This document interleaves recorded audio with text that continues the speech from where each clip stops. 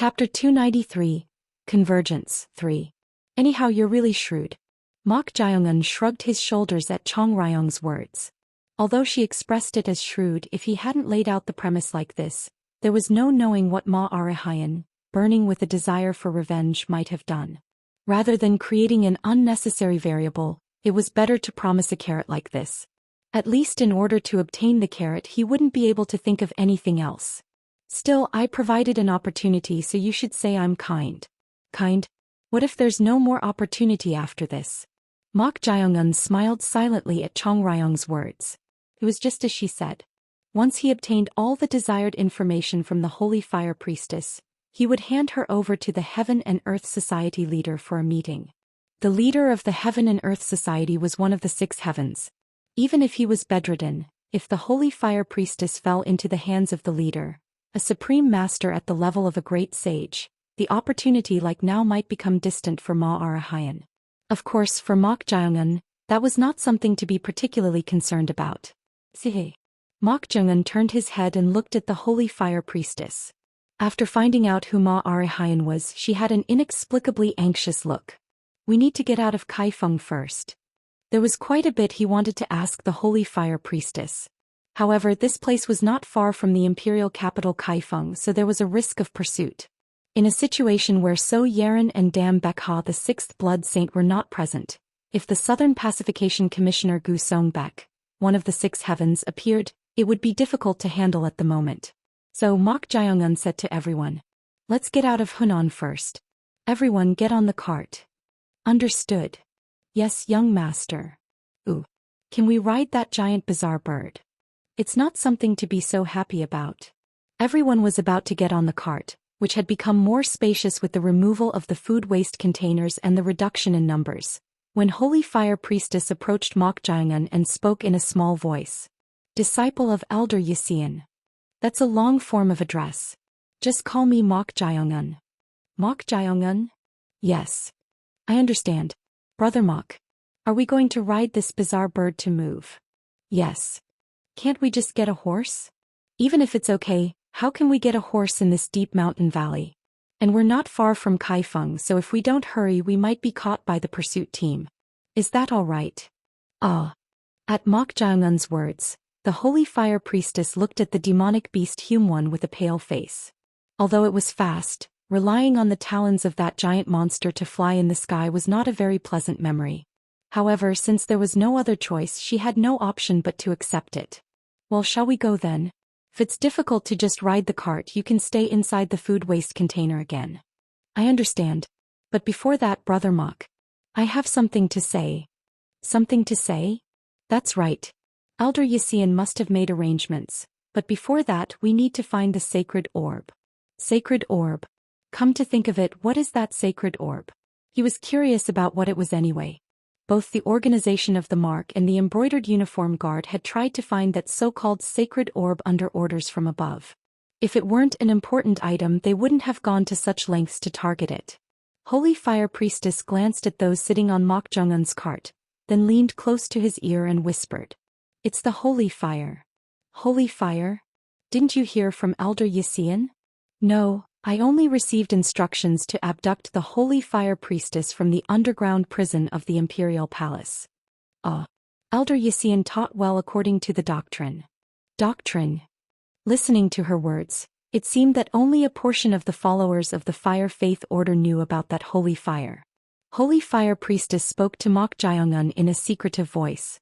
Originally, it's too early, but since Brother Mok will succeed Elder Yisian, I'll tell you. Without the Holy Fire, this old one cannot receive revelation. Revelation, could it be? The foresight, you know, is precisely the revelation. Ho! Interest glinted in Mok Jayongun's eyes at her words. He had guessed that the sacred orb might be related to foresight abilities, but it seemed to be true. So Mok Jayongun asked in a small voice, "Can you not receive revelation without the sacred orb?" The sacred orb is a sacred object passed down through generations in our cult. Only with it can we receive the revelation of the sacred fire and open the path. If it grants revelation, it must be essential. That's right. Also, only with the holy fire can we gather the believers again, and the incarnation that has appeared in the present world. This much you don't need to know yet. Incarnation. Mok Jaeongun's eyes narrowed. Was the incarnation she mentioned referring to what was written in the language of the Persian kingdom that the Shadow Clan master Huan Yixian possessed? Beware, for the incarnation of Ahriman shall appear in the present world. He didn't know what that incarnation was, but it seemed to be a very important revelation for both the Shadow Clan master Huan Yixian and the followers of the Fire Faith Order. Of course, Mok Jaeongun had no interest in this. His only concern was to find out who killed his grandfather and the mastermind behind it. However, it seemed he had to find the so-called sacred orb. There must be more than just wanting to see her for the leader of the Heaven and Earth Society to send someone to the underground prison of the Imperial Palace to abduct Holy Fire Priestess. It must be related to that foresight ability. It will be necessary. A Holy Fire Priestess without foresight ability would be no more than half a person. The leader wouldn't acknowledge her either. So Mok Jaeongun asked, "That sacred orb, no, where is the Holy Fire? I entrusted it to my granddaughter." She had a granddaughter? Well, if she wasn't living alone at such an old age, she was old enough to have grandchildren. I see, then where is your granddaughter? I asked a favor from the head of that family who has long been connected with this old one. It's a martial arts family in the martial arts world, so you, a martial artist, should know if you hear it. A martial arts family in the martial arts world? Where is it? The Tang family of Sichuan. The Tang family of Sichuan. It is a martial arts family consisting only of the Tang clan bloodline and one of the 7 great families of the martial arts world. The Tang family of Sichuan, renowned for their hidden weapons, golden silkworm hands and poison, boasts the greatest power and influence among the 7 great families, along with the Emoyong family and the Namgung family. Flap flap. Mong Muyak, who was holding onto the shaking cart caught by Humwon's talons, spoke to Mok Jaeongun in a worried voice. "My lord, the Tang family of Sichuan belongs to the Righteous Alliance. Will it be all right?"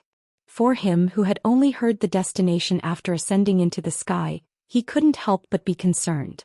The mission in the Imperial Palace was also dangerous, but at least it was no different from a neutral zone, so they could focus solely on the abduction. However, if it was the Tang family of Sichuan, the situation changed. The Tang family of Sichuan belonged to the Righteous Alliance, so they were completely at odds with the Heaven and Earth Society. That meant they would be entering enemy territory. Moreover, not only the Tang family but Sichuan province is completely the territory of the Righteous Alliance. With the Qingxing sect, Dianchong sect and Amei sect present, if we make a slight mistake, the Heaven's Net Earth's web may unfold. Heaven's Net Earth's web. It refers to a large-scale encirclement and pursuit formation deployed by over 1,000 martial artists.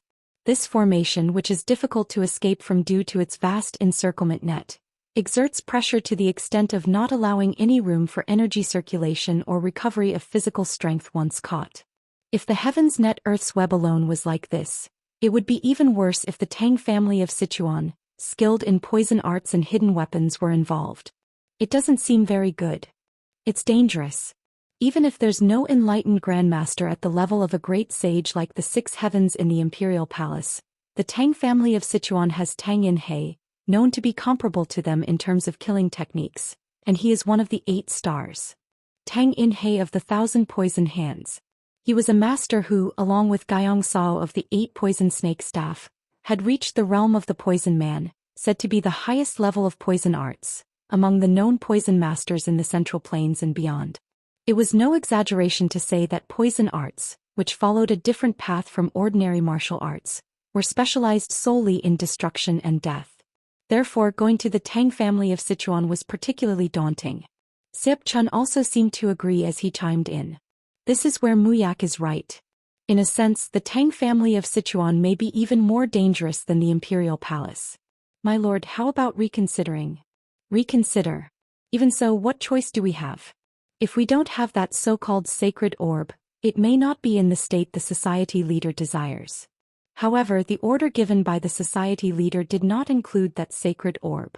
Moreover, unlike the Imperial Palace mission, we are not prepared for the trip to the Tang family of Sichuan.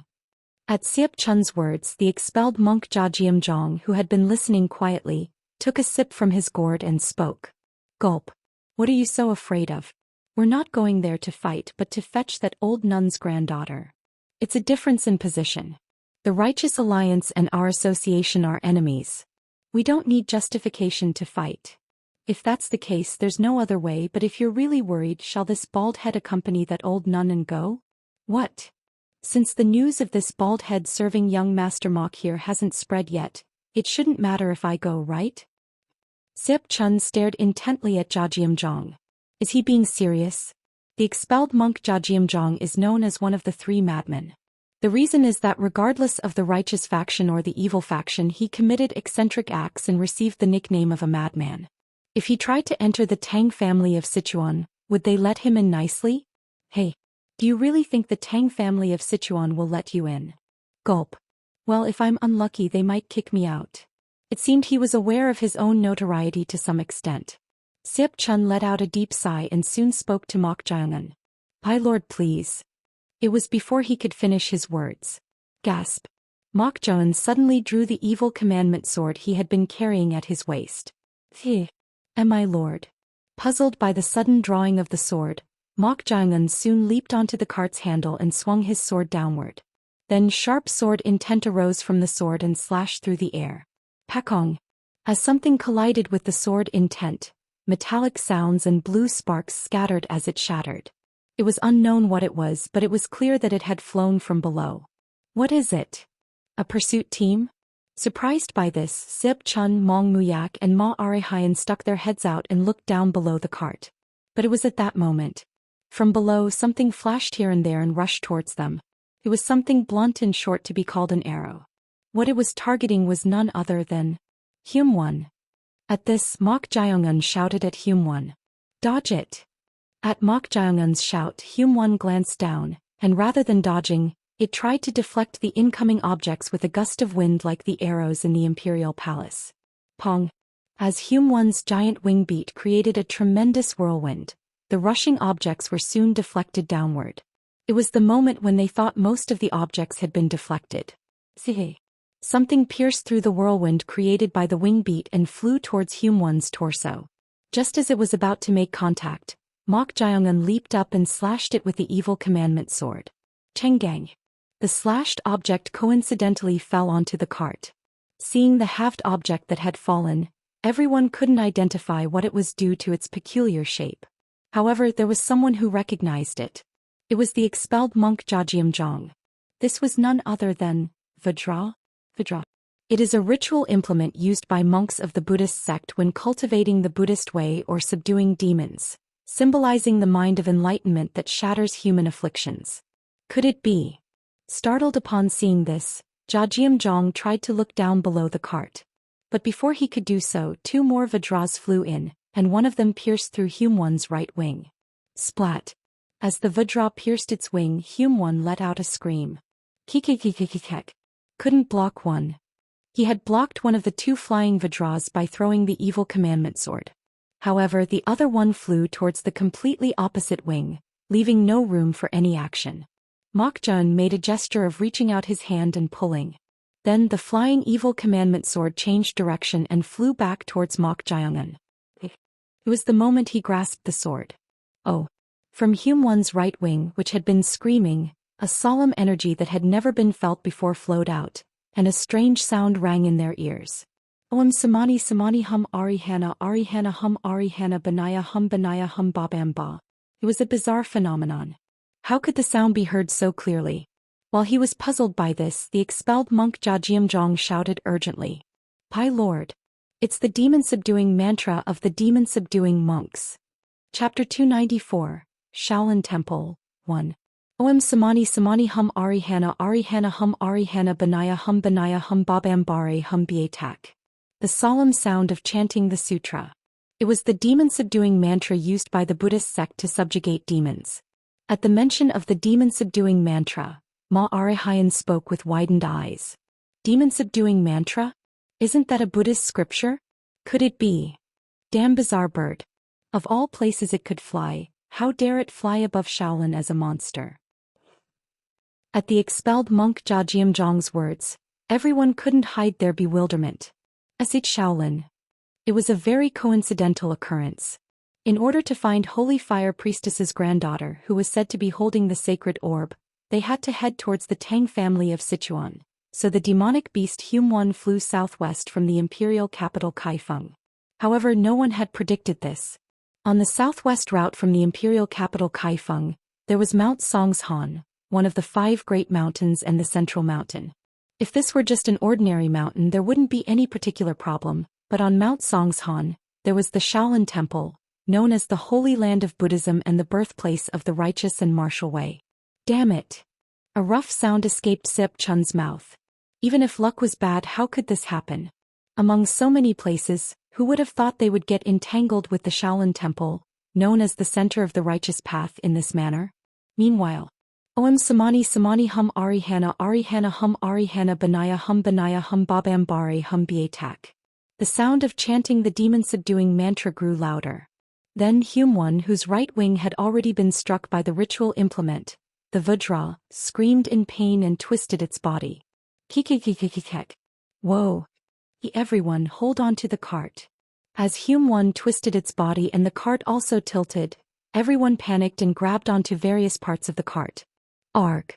At that moment, as the food waste container tipped over, Holy Fire Priestess who was inside was about to fall. But in that instant someone grasped her wrist. It was none other than the masked Ma Arehayan. Ma Arehayan's eyes, who had saved her at a precise moment, became strange. Damn it! If it were up to him, he just wanted to let her die. However, the only one who knew how his damn father had died was this damn old hag. Therefore he couldn't let her fall and die like this. Meanwhile, the demonic beast Hume, unable to endure the wound inflicted by the Vajra and the demon-subduing mantra, tried to fall downward. Oh no! We're falling. No matter how skilled they were in martial arts, falling from such a height could result in death from the impact. Why, young master? Sip Chun called out to Mok Jung-un, who was holding onto the feathers on Hume-one's back. Since only his lord could tame and handle the demonic beast Hume-one, he called out in desperation, clinging to even a straw. Mortal, you need to pull out the Vajra. At that moment, Chong Ryong urgently spoke to Mok Jung-un. At this, Mok Jung-un turned his head while being severely shaken by the descent and looked at Hume-one's right wing. In Mok Jung-un's eyes, which had opened the ghost eyes, the solemn energy of the Vajra was visible. It was spreading throughout Hume-one's body like poison, evaporating its demonic power. I cannot touch that. That makes sense. The solemn energy was in complete opposition to the energies that belonged to the Een, so Chong Ryong, a vengeful spirit, couldn't touch it. So Mok Jung-un firmly grasped the fur on Hume-one's back with both hands. Fixing his posture and locking onto the target, Mok Jung-un soon stamped his feet. Mok Jung-un's body sprang out like a spring and rushed towards Hume-one's right wing, which was flapping loosely, having lost its strength. Mok Jung-un reached out his hand to grab one of the wing feathers. But at that moment, as Hume-one's body spun sideways, he missed it. In the process, Mok Jung-un's body missed the wing and moved away from Hume-one. Swoosh. Oh no. Thinking it wouldn't work, Chong Ryong tried to come out of the wooden puppet. It was that exact instant. Mok Jung-un twisted his body, rotated his figure and soon kicked the air. Pang. As if there were a wall in the air, he kicked it, and Mok Jung-un's body was repelled in the opposite direction, flying back towards Hume-one's right wing. This fellow mortal? Chong Ryong couldn't hide her inner astonishment. The technique Mok Jung-un had just displayed was none other than the profound principle of the air-stepping technique. She didn't expect him to be able to perform such an amazing principle in a moment of crisis. But what was important now was not that he had performed the profound principle of the air-stepping technique. Mok Jung-un, who had flown in the opposite direction by kicking the air like that, soon grabbed Hume-one's wing feather and plunged his other hand into the place where the solemn energy was spreading. Puke. Kikikikikikek. In pain, Hume-one screamed. Mok Jung-un ignored it and thrust his hand even deeper into the flesh, finally finding the Vajra. Having found the Vajra, Mok Jung-un grasped it to pull it out. At that moment, tick, a burning pain was felt on the palm holding the Vajra. The solemn energy flowing from the Vajra seemed to penetrate his palm and affect the death energy and demonic energy. How annoying. At this, Mok Jung-un raised even stronger death energy to suppress the energy of the Vajra.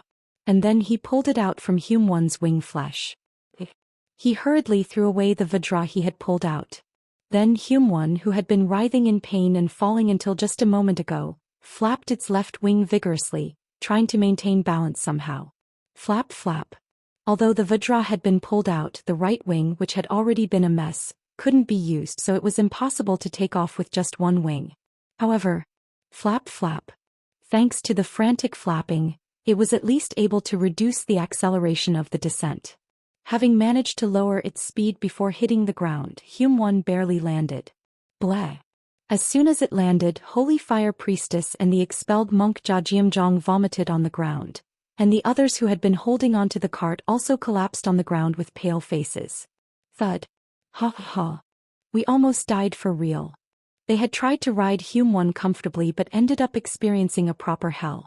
But even though they had safely landed on the ground, it wasn't over yet. The place they had landed was none other than rumble rumble. Ah. We're doomed. The middle of the Shaolin Temple. Before they knew it, dozens of demon-subduing monks in monastic robes and warrior monks in orange robes holding staffs had surrounded them. Murmur murmur. The monks who had encircled Hume soon discovered Mok Jiangun and his group and whispered with somewhat surprised eyes. What is this? Who are they? Meanwhile, an old monk with white beard and an air of experience walked out from among the demon-subduing monks. In his hand were 3 Vajras, and the solemn energy flowing from his entire body was so tremendous that it encompassed the surroundings. Oh. It was him. Mok Jiangun instantly realized that he was the one who had thrown the Vajras at Hume's wing. The flowing energy itself was on a different level. If compared to the Fengshe, this solemn energy, vast and wide like the ocean, possessed a capacity that far surpassed the realm of some level diviner. It's no ordinary Dharma power. Dharma power? Yes. I heard that while the diviners and Taoist priests cultivate spiritual power, among the Buddhist monks, there are those who cultivate Dharma power. It's the first time even I have seen this energy and it seems very troublesome. You're right. The Dharma power exuded by the old monk and the demon-subduing monks made the demonic beast Hume shrink back and become extremely vigilant. Yo! Mok Jiangun scanned the surroundings. Not only their Dharma power but also the energy flowing from the temple itself was solemn, pure and extremely clean. Because of that, even the energy of the evil spirits and weak Imi Mangriang commonly seen in the surroundings could not be felt. No wonder it's called the sacred land of Buddhism. Mok Jian inwardly clicked his tongue with an annoyed look in his eyes. Who would have thought that after barely escaping from the imperial palace, they would get caught up in a place like this? Meanwhile, the old monk who had stepped forward clasped his hands together and spoke. Amit Ba. Who are the patrons to be together with the bizarre creature causing harm? Master of the demon-subduing pavilion. Before the old monk could finish his words, someone stepped forward. It was the expelled monk Jiajiamzhong. The old monk who had been examining his appearance, which was similar to the monk's attire, including the broken prayer beads, soon frowned and said, Diakmun? So it's you, Diakmun. Jiajiamzhong's Buddhist name during his time in Buddhism was Diakmun. The old monk, who hadn't recognized him at first glance due to his somewhat rough appearance over time, couldn't understand what was going on after recognizing him. Diakmun, how are you with this bizarre creature? It's a misunderstanding, master of the demon-subduing pavilion. This bizarre creature is not harming people but has been tamed. Tamed? What nonsense is that? At that moment, a middle-aged monk among the warrior monks walked out and spoke. Recognizing him, Jiajiamzhong clasped his hands together, bowed his head and greeted him. Amit Ba. Greetings to the master of the Arhat Pavilion. How dare an expelled disciple clasp his hands and greet us? Unclasp your hands. At the resolute words of the master of the Arhat Pavilion, Jiajiamzhong unclasped his hands with a bitter expression. As he said, he was an expelled monk, so he had no right to clasp his hands and greet. Meanwhile, the master of the Arhat Pavilion pointed to Hume and asked, How did you tame that thing? It's not a beast but a monster that captures and kills humans. But how? It's my spirit beast, venerable. The master of the Arhat Pavilion turned his head. The one who had intervened was none other than Mok Jiangun. Spirit beast. Not knowing what the term spirit beast meant, the master of the Arhat Pavilion looked puzzled, and the master of the demon-subduing pavilion said, Amit Ba. Did you just say spirit beast, patron? Sihe. Mok Jiangun clasped his hands together in a salute and replied, Yes. Although it is a bizarre creature, It is a being I employ as my spirit beast. So it is under control and not dangerous, unlike what you see. Gal. Before he could finish his words, the master of the demon-subduing pavilion let out a shout. Then pointing to Hume, he said, "Isn't a spirit beast a method used by the Fengshi to forcibly establish a connection and enslave bizarre creatures?" At his words, interest glinted in Mok Jiongun's eyes. He thought a monk practicing Buddhism wouldn't know much about sorcery, but it seemed that was not the case. "That's right. But why did you shout like that?"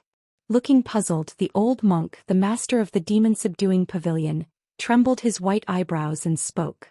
"Sorcery derived from Taoist techniques is a dangerous art that deviates from the laws and principles of nature, young patron. How could you have learned such an evil thing? Is sorcery evil?" "As I said, patron. Sorcery is a method that deviates from principles. A spirit beast is also ultimately an act of forcibly establishing a connection and enslaving a being.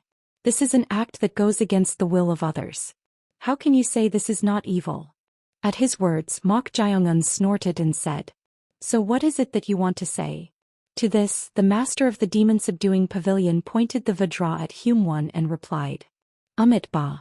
I say this for your sake, patron, so don't be displeased and take it to heart. Sorcery that goes against principles will surely bring harm to you, patron.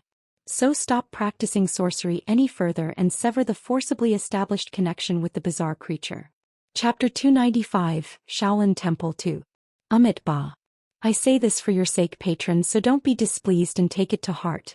Sorcery that goes against principles will surely bring harm to you, patron. So stop practicing sorcery any further and sever the forcibly established connection with the bizarre creature. The atmosphere turned strange at the master of the demon-subduing pavilion's coercive attitude. Having already fallen into the middle of Shaolin, known as the Holy Land of the Righteous Path, Siap Chun and Mong Muyak were inwardly baffled as they were already being cautious. Fortunately, they didn't know yet that they were from the Heaven and Earth Society, but they seemed to have gained disapproval due to something bizarre. Meanwhile, Mok Jiongun spoke. "Sever the connection? If I do that, it's the same as unleashing the reins on that bizarre creature, so what are you going to do? Will you kill it? No matter how harmful the bizarre creature is, we monks and priests are practitioners of Buddhism. Unless it's an unavoidable situation, we do not recklessly take lives. Then will you release it? How can we carelessly release a monster that captures and eats humans? We will confine it in the demon-subduing hall of the temple and subdue its demonic nature with scriptures. What if the demonic nature cannot be subdued? Even if the demonic nature cannot be subdued, we will have no choice but to open the killing precepts to prevent harm. In conclusion, you're saying you'll confine it and then kill it?" Amit Ba. The master of the demon-subduing pavilion quietly clasped his hands together.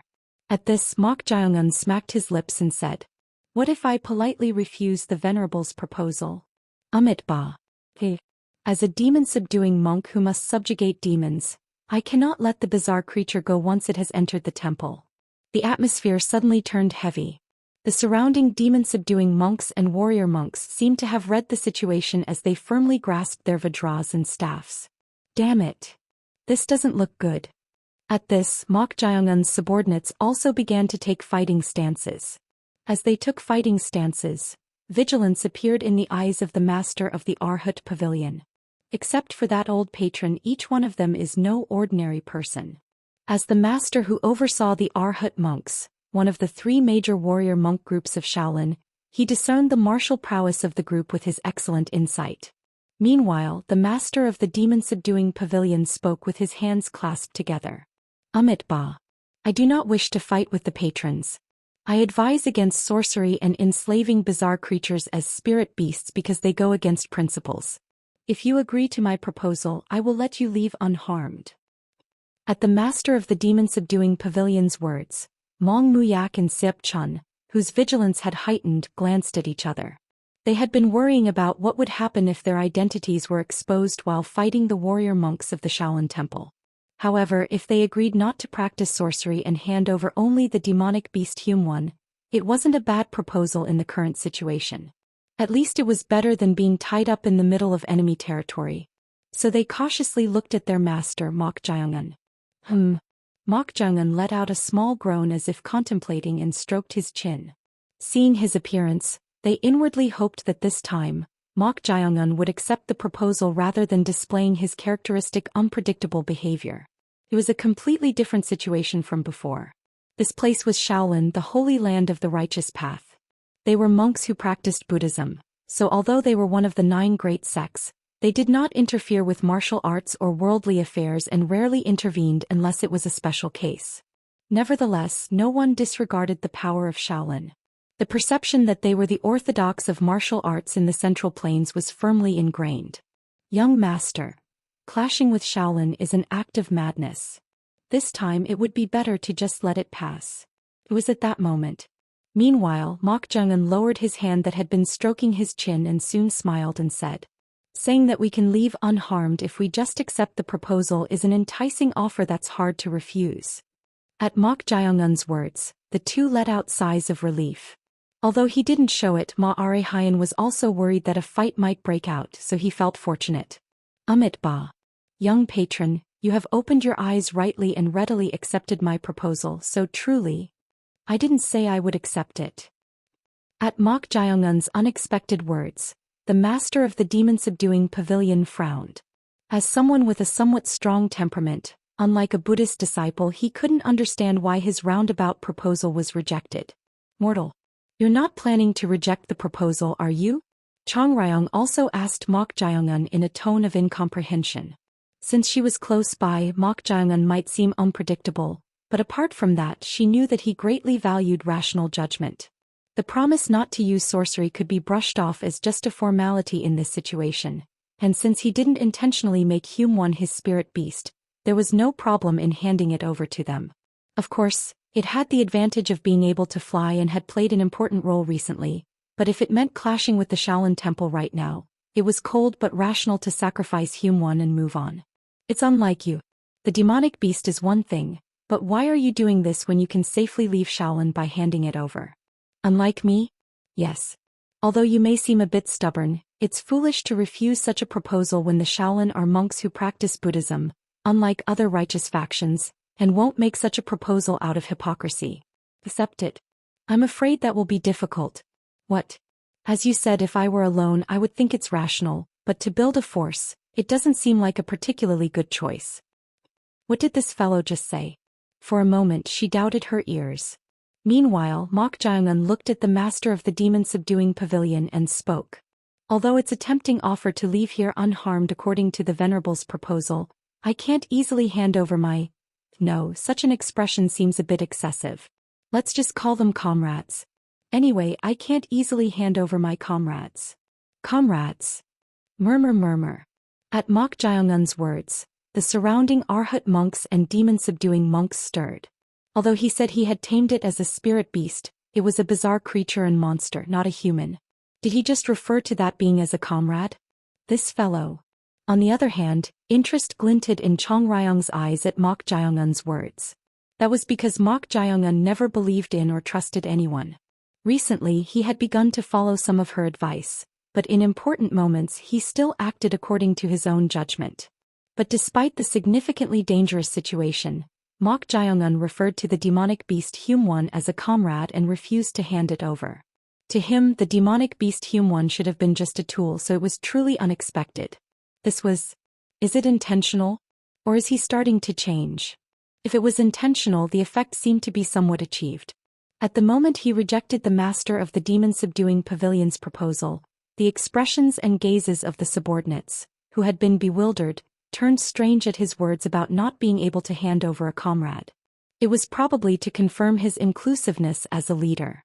By showing that he wouldn't abandon even a tamed bizarre creature in a crisis situation, he gave them the trust that he wouldn't let go of their hands no matter the circumstances. At this, Chong Ryong inwardly clicked her tongue. Even if it's calculated, you're gradually acquiring the qualities of a leader. Despite showing outstanding talent in various aspects such as martial arts, sorcery and pharmacology, she thought it would be difficult for him to dominate others or develop social skills due to his tendency to not trust anyone. However, Mok Jaeong-un was starting to acquire the qualities of a leader faster than she had expected. This could be considered a surprising change compared to her expectations. At that moment, the master of the demon-subduing pavilion spoke with a fierce expression. Although you say you have subjugated it with a method that goes against principles, its essence is a bizarre creature that captured and harmed people. How can you call such a being a comrade and display such an aberration? Isn't that a matter of mindset?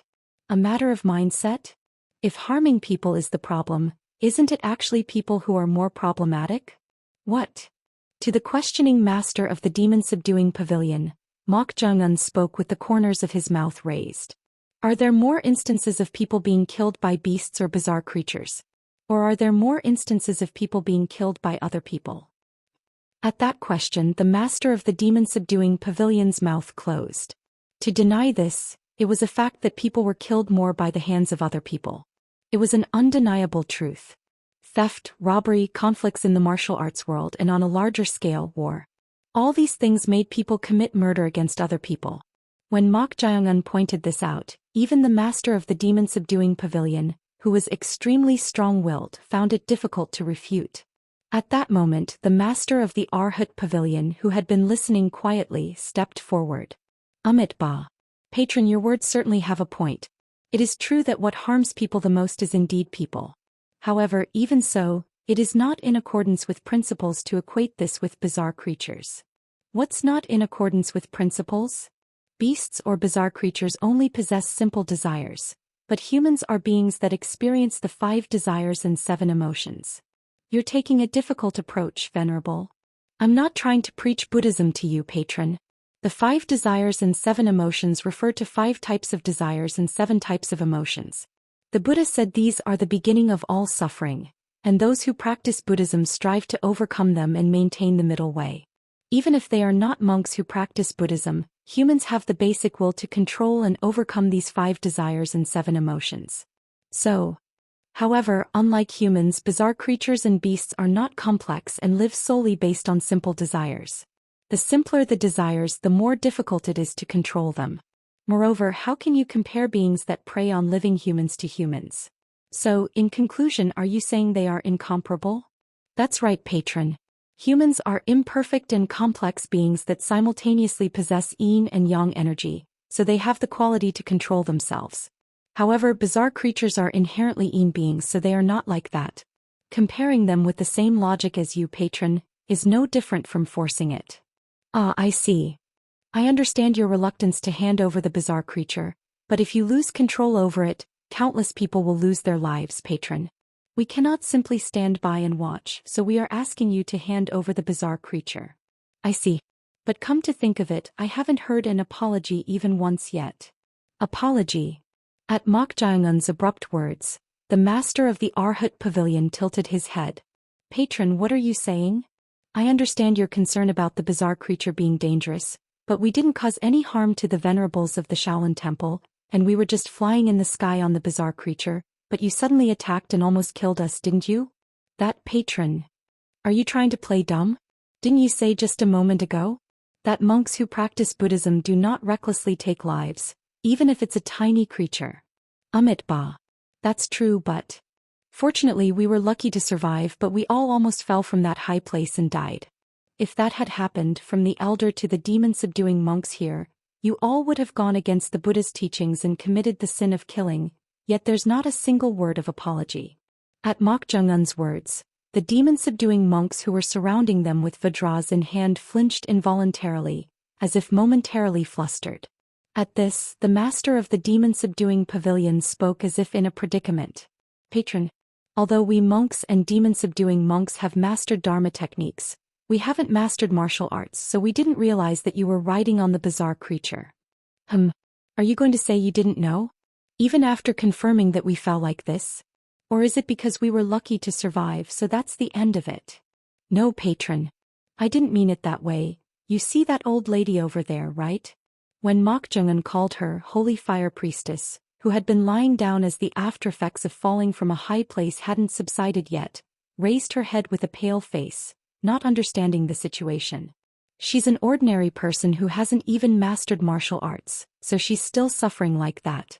You're quite irresponsible. Oh my. At this, the master of the Arhat pavilion couldn't hide his predicament. He had already noticed from the beginning that the Holy Fire Priestess was an ordinary old woman who hadn't mastered martial arts.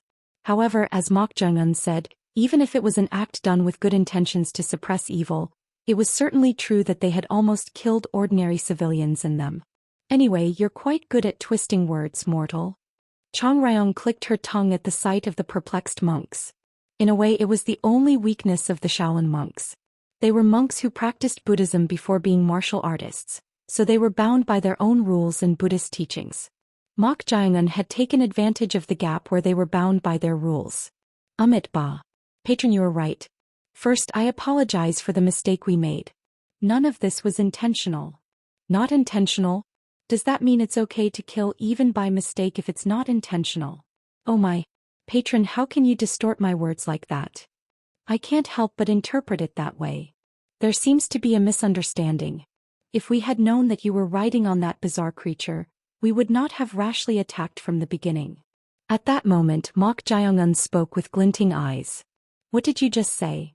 I said if we had known that you were riding on that bizarre creature, we would not have attacked.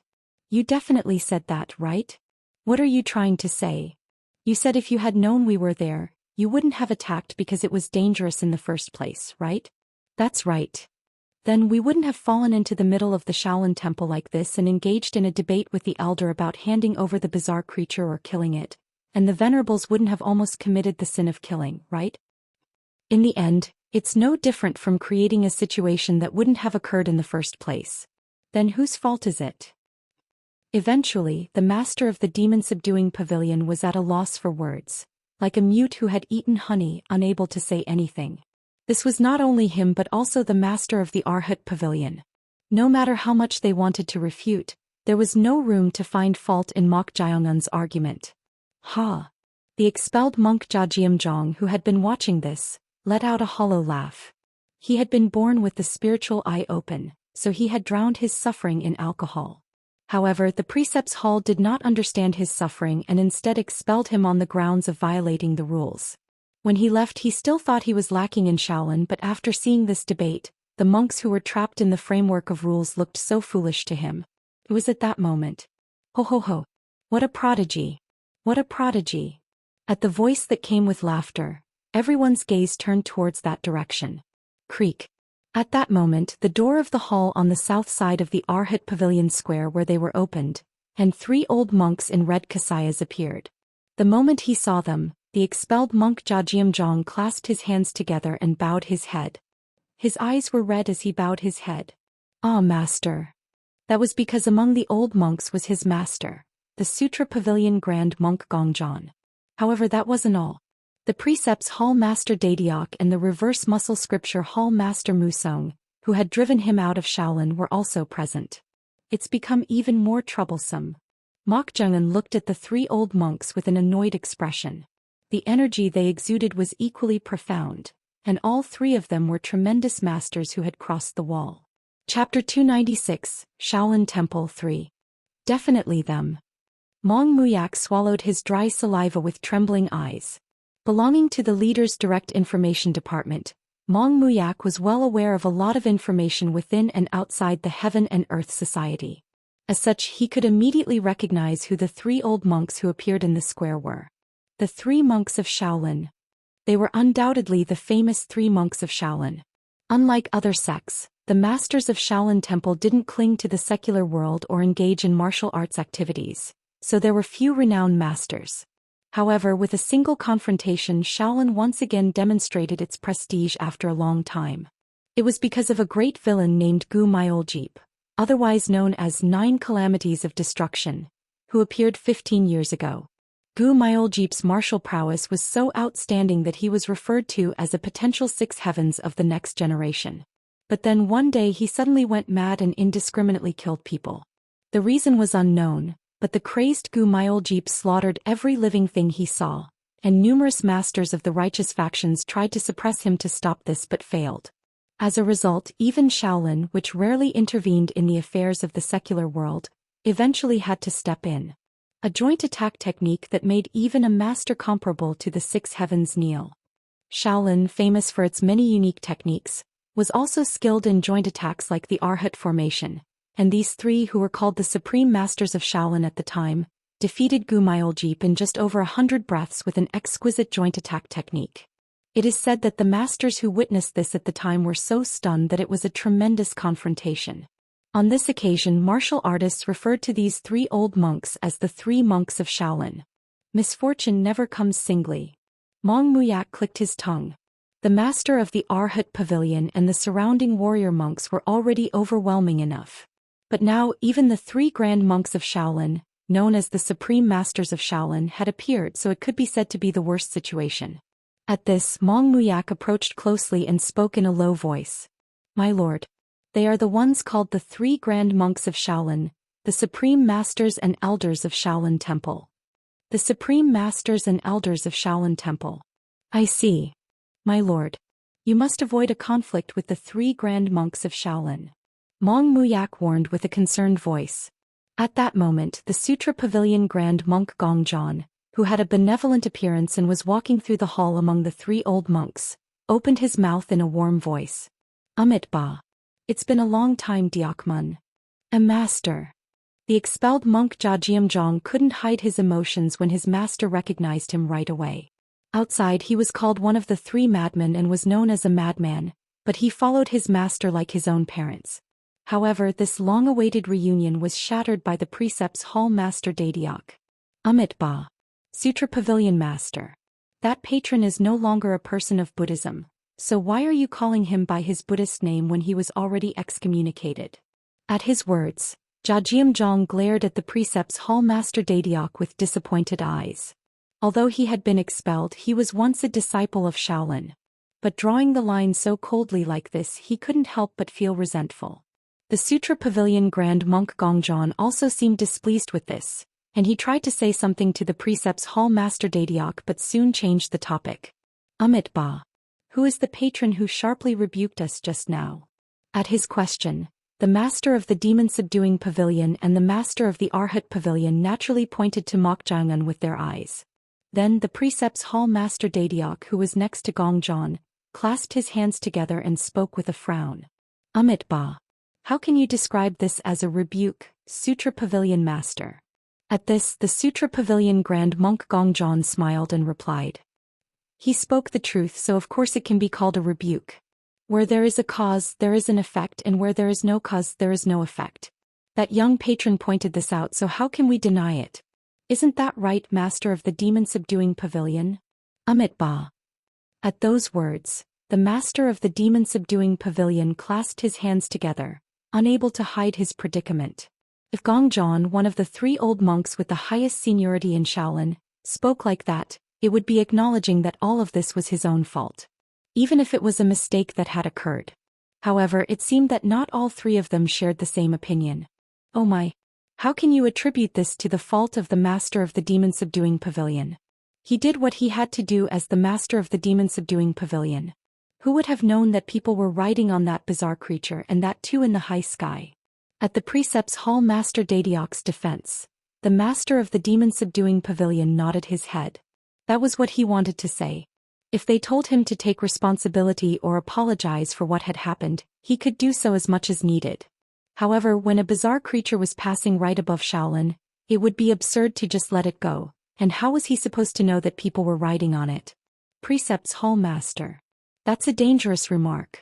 It could be interpreted as saying that anything is acceptable if done unknowingly. Amit Ba. Don't distort my words too much. I was merely trying to say that the Master of the Demon-Subduing Pavilion did not do it intentionally. I hope the patrons will forgive him with a generous heart. With that, the Precepts Hall Master Dadiak clasped his hands together and bowed his head to Mokjangun and his group. Although he seemed to be bowing his head and apologizing, the group couldn't help but click their tongues inwardly at his attitude that lacked any sincerity. Meanwhile, the Sutra Pavilion Grand Monk Gongjon spoke. Even if one practices Buddhism, the way and enlightenment that each person accepts are different, so patrons, please don't be too upset. Anyway, as this patron said, this incident is not without responsibility on the part of our temple. Sutra Pavilion Master. You're not planning to let that bizarre creature out, are you? The Precepts Hall Master Dadiak interrupted his words. Since the patrons have suffered a great mishap due to our temple's mistake, shouldn't we let it out accordingly? I have already apologized for that part and am willing to make other compensations if desired. However, letting the bizarre creature out is a separate issue. Oh my. How can you say such a thing? Are you going to violate the rules of our temple, Sutra Pavilion Master? A monster that brings harm to humans has entered our temple, yet you're saying you'll just let it go. Then what do you intend to do? We should capture it, of course. What are the demon-subduing monks doing? Can't you subdue that bizarre creature right now? At the precepts hall Master Dadiok's exclamation, the demon-subduing monks once again grasped their vajras and prepared to chant the demon-subduing mantra. Then the Sutra Pavilion Grand Monk Gongjon shouted, "Demon-subduing monks, stop this at once. This is the responsibility of our temple, so it is not a matter to be resolved through rules." Murmur, murmur. The demon-subduing monks were at a loss, confused by the different orders. The master of the demon-subduing pavilion was the same. He also had a strong temperament, so he shared the same opinion as the precepts hall Master Dadiok, but since they had clearly made a mistake, he found it difficult to subdue the bizarre creature. Oh my. A monster that harms and devours people is right in front of our eyes, yet you hesitate. Do you truly have the qualifications to be demon-subduing monks? This won't do. Sihe. As soon as those words ended, the precepts hall Master Dadiok reached out his hand. Boom. Ha. Then, due to his profound true energy, the vajras in the hands of 3 demon-subduing monks were pulled out. Swish, swish, swish. And they flew towards the cowering demonic beast Hume-1. But at that moment a surprising thing happened. As Mokjun grasped a finger strike and raised his hand, the evil commandment sword at his waist came out of its scabbard on its own and flew as if it were alive. Cha-cha-charng. It deflected the 3 flying vajras at an exquisite moment. The evil commandment sword that had deflected them soon returned to Mokjun's scabbard when he made a gesture of pulling the finger strike. Chuck. The audience stirred. Anyone who had mastered martial arts couldn't mistake it. Sword control technique? It was none other than the profound principle of the sword control technique. How can this be? My lord unleashed the sword control technique? Seeing this, Mokjun's subordinates also couldn't hide their astonishment. This profound principle of manipulating a sword with chi was in a different realm from the void hand interception that the precepts hall Master Dadiok had used by simply launching the vajras with true energy. It was not only crossing the wall but also reaching mastery with the sword, and it required an understanding of chi at least at the pinnacle stage of the transformation realm to be possible. What? Chongrayong also couldn't hide her astonishment.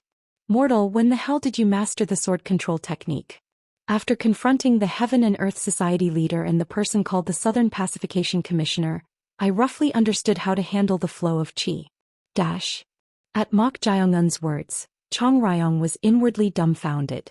She was well aware of his martial talent and his insight into the flow of chi, but she didn't expect him to even master the profound principle of the sword control technique. And that too after only experiencing it twice. It was an absurd talent that was hard to get used to no matter how many times she experienced it. It was at that moment. The sword control technique. Young patron, you surprised this old monk. I haven't directly seen many masters, but among the contemporary masters, I've never heard of anyone unleashing the sword control technique at that age. Currently, Mokjun was still wearing the human skin mask. However, the face of the human skin mask also appeared to be only in the mid-20s. So even the precepts hall Master Dadiok was astonished. I wish the young patron would use such power for the right cause, but it's truly regrettable to use it for a mere man-eating monster. Amit Ba. Go. With those words, the precepts hall Master Dadiok revealed his pure yet profound energy. As befitting martial arts of Buddhism, it wasn't overbearing, but the energy was so vast that it naturally inspired awe. To him Mokjun said, I understand that sorcery is not viewed favorably in Shaolin, but that bizarre creature hasn't eaten any humans since becoming my spirit beast. Yet you still insist on taking action. Even if it hasn't done so yet, if that monster escapes from your control, there will surely be trouble. You're worrying about something that hasn't even happened yet. How can we stand by and watch when harm is right in front of our eyes? For the sake of the young patron and for the future, it seems that monster must be eliminated. If the elder insists on doing so, I have no choice either.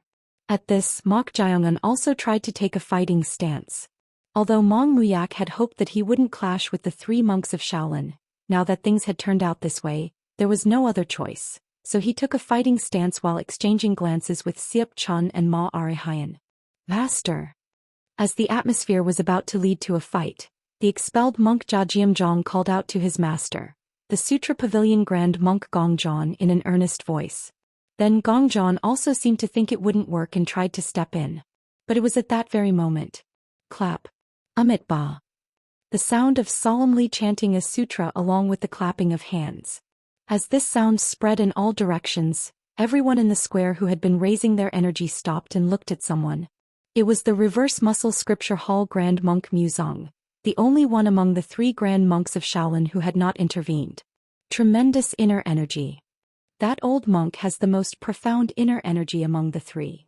Thanks to the energy infused in Muzong's voice, Mok Jiangun's subordinates realized that Muzong had the most profound internal energy among the 3 monks of Shaolin. With him intervening, they couldn't help but feel tense, but Muzong spoke in a gentle voice unlike before. Patrons and the 2 pavilion masters, could you listen to this old monk's words for a moment? As he stepped in, the Precepts Hall Master Dadiok, who had been somewhat stubborn, lowered his momentum and replied in a cautious manner. Please speak, Pavilion Master. That was understandable because among the 3 people called the 3 monks of Shaolin, the one with the highest seniority was none other than Muzong, who had the character Mu, pacify/comfort, in his Buddhist name. Gongjon also respected Muzong, so he clasped his hands together and said, Amit Ba. Do you have any insights, Pavilion Master?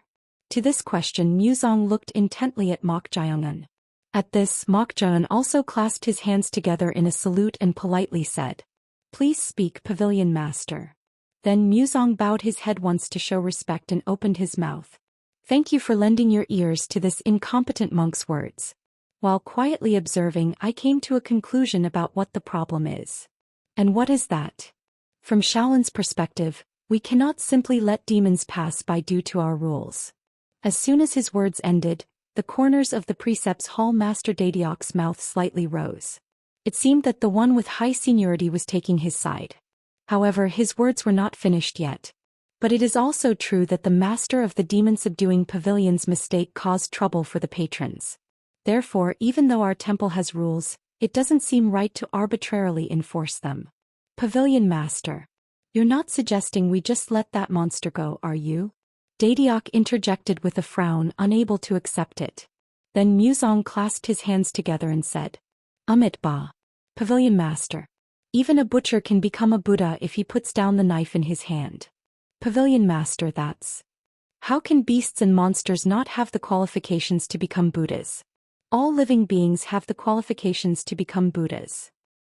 At his words, Dadiok closed his mouth. It wasn't very good to argue about something in front of someone who had higher seniority and deeper faith than himself. So if he couldn't properly refute, he couldn't recklessly open his mouth. Meanwhile, Muzong looked at Mok Jiangun and said, This is what this poor monk thinks, but what does the patron think? Although he felt puzzled by the appearance of readily taking their side, accepting his mediation was the way to avoid fighting with Shaolin at the moment, so Mok Jiangun responded positively. I agree with the elder's words. Ho ho. It's good. Then I would like the patron to demonstrate proof. Proof? What do you mean by that? The master of the demon-subduing pavilion here and the Precepts Hall Master are people who strictly follow the rules, so in order to convince them, it would be good if the patron could show that it is possible to control the demonic nature, even if it is called a monster. What do you think? What do you want me to show and how? It's not that difficult. Among the 36 caves of our temple, there is a demon-subduing hall where a vicious monster is confined. A vicious monster. That's right. That monster is so vicious that the demon-subduing monks tried to subdue its demonic nature by chanting the demon-subduing mantra for 99 days, but there has been no progress yet. So, I would like the patron to show these 2 pavilion masters that you can control the demonic nature. Is it possible? This was the proposal of the Reverse Muscle Scripture Hall Grand Monk Muzong. In order to convince the master of the demon-subduing pavilion and the Precepts Hall Master Dadiok, he wanted Mok Jiangun to show that he could control the demonic nature of a vicious monster, in other words, a bizarre creature. If he could demonstrate this, he said it would be fine to take the demonic beast Hume and leave Shaolin Temple. Since he couldn't recklessly fight against Shaolin Temple, Known as the center of righteous martial arts, Mok Jaeongun had no choice but to accept this. However, there was one problem. Currently, Mok Jaeongun's spirit beast quota was full, so he couldn't increase it. Therefore, he might not be able to show the suppression of demonic nature by making a bizarre creature his spirit beast as Muzong had proposed. What should I do? While Mok Jaeongun was pondering like that, he was being guided by Gongjon. After passing a few halls, a half-building made of numerous rock walls appeared towards the rear garden of Shaolin Temple. There were roughly 36 caves. The names of the caves were written on the hall that served as the entrance to the half-building. As he was walking along the square to go towards the caves, Mok Jaeongun suddenly stopped halfway. There, a red stele was erected, and in front of it, a single footprint was deeply engraved. What is this? The footprint looked like a foot-stamping mark. But why did they erect a red-painted stele like this in front of the footprint? Moreover, the following phrase was engraved on the stele. Remember. As Mok Jaeongun tilted his head while looking at this, Gongjon, who had been guiding him, soon spoke. Amit Ba. That is a stele erected to awaken Shaolin's vigilance. Vigilance. That's right. There was an incident where the 108 Arhat formation, once called perfect, collapsed with just a single foot stamping of a supreme master. A foot stamping, you say? Could it be? Yes, that footprint is the trace from that time.